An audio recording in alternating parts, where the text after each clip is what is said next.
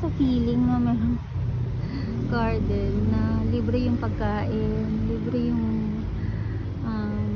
gulay, pechay, lettuce, kung ano-ano pa, hindi ko na alam kung ano yung ibang onions, yung ibang tinanim ni Daddy, kinchay, yan, okra pa.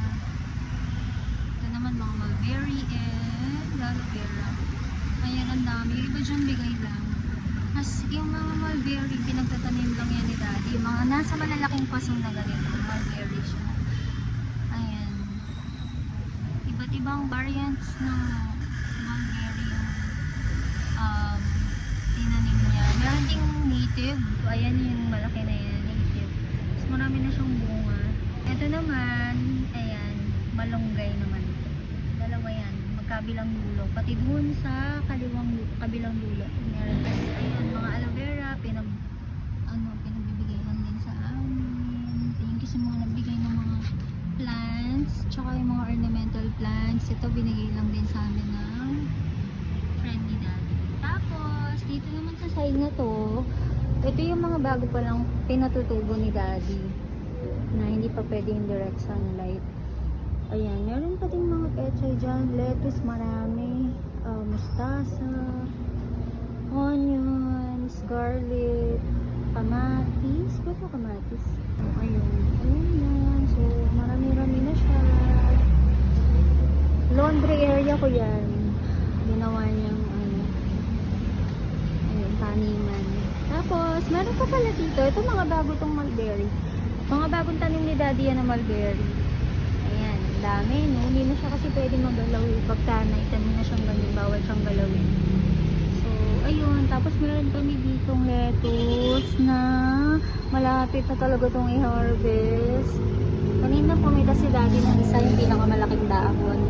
Pang side dish lang. So, ayun. Diba? Ayun, ang update sa ating garden, rooftop garden. Ayan. Mga lettuce pa to. Ayan. Sobra palang mahal talaga ng buhay. Kasi nga syempre pag bagyo, diba? Yung iba nasisira yung panamit.